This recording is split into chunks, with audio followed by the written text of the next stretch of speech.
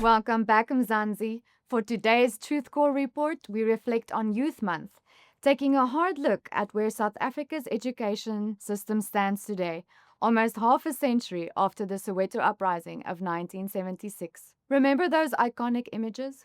The brave students, 12-year-old Hector Pieterson being carried after he was shot. They rose up against a government trying to impose Afrikaans on black students, fighting for dignity, freedom, and their simple right to learn in their own languages. Fast forward to 2025, and here we are again. Different government, different era, but strangely familiar debates. This year's Youth Day speeches were riddled with the same old promises. In Potchefstroom, Deputy President Paul Mashatile gave a polished speech about skills for a changing world. He honored the youth of 76, those, in his words, who paid the ultimate price for our freedom. He admitted that, and I quote, "Many young people are not living the future they hoped for." The reality is that many young people in South Africa are not living the future they hoped for. They are confronted by high levels of unemployment, inequality, and a lack of access to opportunities, especially in the digital world. Now, that's honest, and it speaks volumes about the current state of affairs. But like a tragic comedy, that very morning, protesters in Potchefstroom were clashing with police, pelting them with rocks and bottles. The discontent is as real as ever. Young people from this community say there's no jobs to be found and they have lost all hope looking for jobs. And can you blame them? Consider today's youth unemployment rate, a staggering 45.5%. Nearly half of young South Africans have no work and little hope for finding any. But here's the thing. If we don't fix education, we won't fix unemployment. And on that score, the numbers are damning. A recent international literacy study, Pearls 2021, found that 81% of South African grade 4 learners cannot read for meaning in any language. 8 out of 10 kids.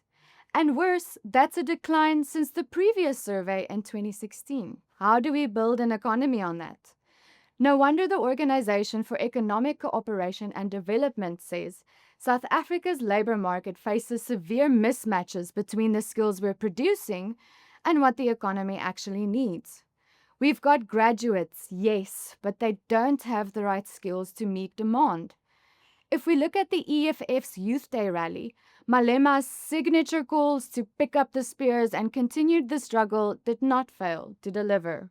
We are here to pick up the spear and continue the struggle of our people. We have a responsibility to fight the legacy of Hendrik Verwoerd. It's funny how Malema brings up the name of a former prime minister who has been buried for almost 60 years, a decade before the Soweto Uprising even occurred. The ruling party has been running the education for 3 decades. And while all this is happening, what's government focused on? The BELA Bill, the latest battlefield over school language and admissions policy. Let's not forget, the 1976 uprising began with the apartheid government trying to force Afrikaans on black students. Today, we're seeing echoes of that debate, but from a different direction. The BELA Bill seeks to shift decision-making over language and admissions away from local school governing bodies, parents, and hand it to provincial heads of government. Critics say this could lead to schools being forced to drop Afrikaans or other mother tongues in favor of English. So once again, a centralized government decides what language children should be taught in.